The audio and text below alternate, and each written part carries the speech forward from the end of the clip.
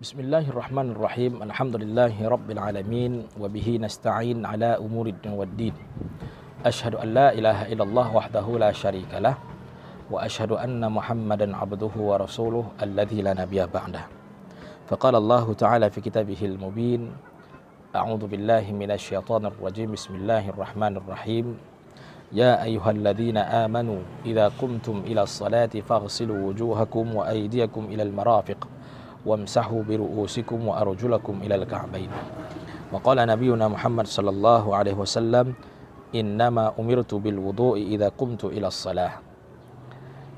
Para penonton sekalian yang dirahmati Allah Subhanahu wa taala, marilah bersama-sama kita bersyukur kepada Allah Subhanahu wa taala karena Allah Subhanahu wa taala memberikan kepada kita kesehatan, kelapangan, di mana dengan nikmat sehat kita dapat menikmati makanan yang ada di hadapan kita. Dengan nikmat sehat, kita dapat berjalan, memakai kaki ini berjalan kemanapun. Kita bisa menggunakan tangan ini, mau mengambil barang kita yang ada di rumah, barang manapun mau kita ambil, bisa kita ambil.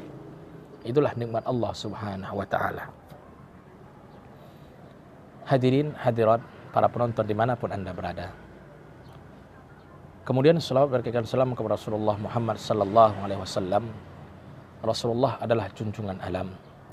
Rasulullah adalah kekasih Allah, Nabi akhiruz zaman, Nabi yang senantiasa mencintai umatnya, yang sangat sayang dengan umatnya, sampai-sampai Nabi Muhammad sallallahu alaihi wasallam di akhir hayatnya pun dia teringat dengan umatnya. Maka selaku umat Nabi Muhammad sallallahu alaihi wasallam, marilah sama-sama kita senantiasa mencintai baginda Rasul Muhammad sallallahu alaihi wasallam. Bagaimana cara kita mencintai Nabi kita Muhammad sallallahu alaihi wasallam? Ialah dengan cara mengikuti setiap ajarannya, mengikuti apa yang diajarkan oleh baginda Rasul Muhammad sallallahu alaihi wasallam. Para penonton, para sahabat semua yang dirahmati Allah Subhanahu wa taala. Pada pertemuan kali ini kita kembali menyambung tentang wudu. Kemarin kita telah jelaskan definisi wudu, dalil wudu daripada Al-Quran dan hadis, dan sekarang yang ketiga yaitu fadilah, keutamaan wudu. Mungkin timbul pertanyaan di dalam diri kita. Apa keutamaan wudu? Apa fadilahnya? Kok wudu begitu penting di dalam diri umat Islam ketika hendak mereka melaksanakan salat? Adakah keutamaan wudu ini bermanfaat bagi seseorang nanti di akhir kelak, atau wudu ini hanya sebagai syarat untuk salat? Para penonton yang dirahmati Allah Subhanahu wa taala, di antara fadilah wudu dijelaskan oleh para ulama, yang pertama adalah annahu yu'tabar nisful iman.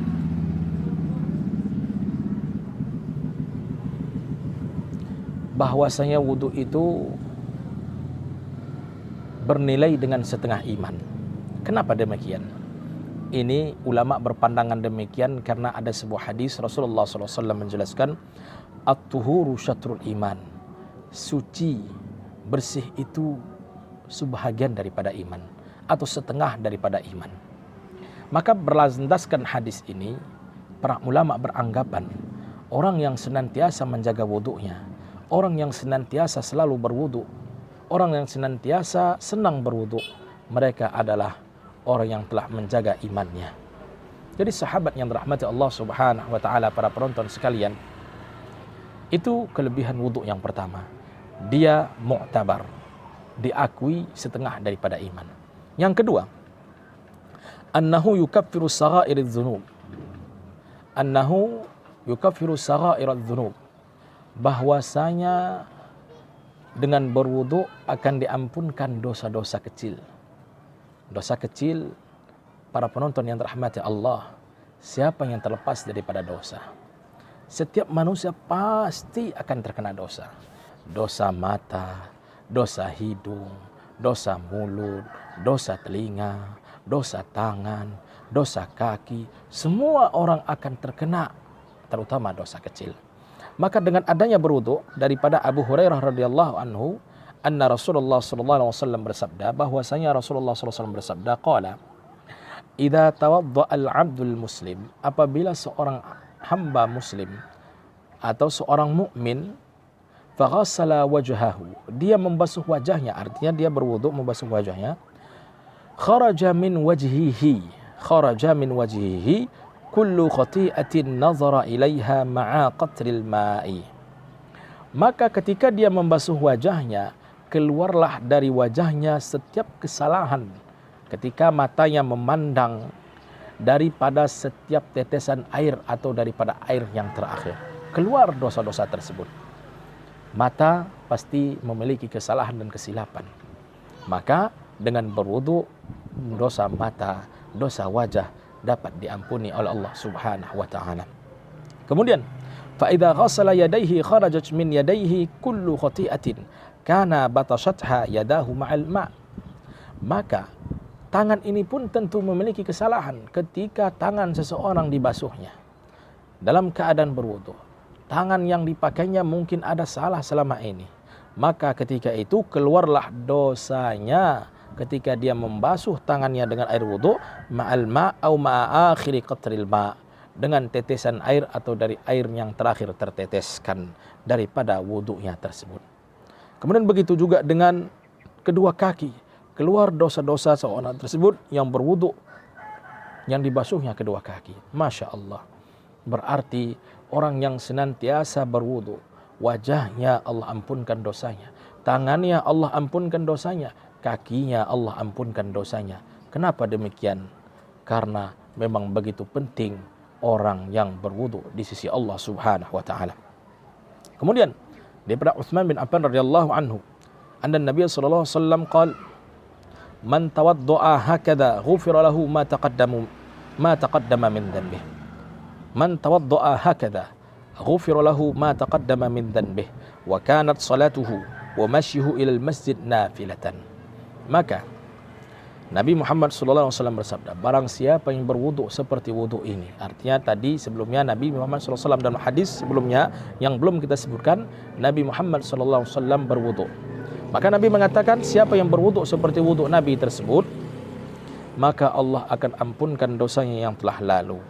Dan solatnya, perjalanannya ke masjid itu dianggap sebagai pahala sunnah oleh Allah Subhanahu wa taala.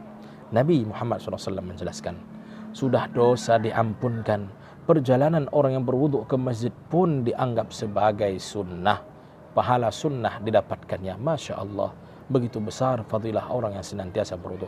Pahala, kelebihan yang Allah berikan kepada mereka yang senantiasa berwudu. Kemudian selanjutnya para sahabat yang dirahmati Allah Subhanahu wa taala, annahu yarfa'u darajatil 'abd. Dengan berwudu derajat seseorang bisa diangkat oleh Allah Subhanahu wa taala. Bila kita bercerita tentang derajat, semua orang pasti ingin derajatnya diangkat oleh Allah Subhanahu wa taala. Siapa yang enggak mau derajatnya diangkat oleh Allah Subhanahu wa taala? Jadi siapa yang ingin Allah Subhanahu wa taala angkat derajatnya setinggi-tingginya, maka perbanyaklah berwudu. Insyaallah Allah akan tinggikan derajat kita. Allah akan angkat derajat kita karena memang dengan berwudu Allah Subhanahu wa taala akan angkat derajat orang berwudu. Dalilnya apa? An Abi Hurairah anna Nabiy sallallahu alaihi wasallam qala. Dari Abu Hurairah radhiyallahu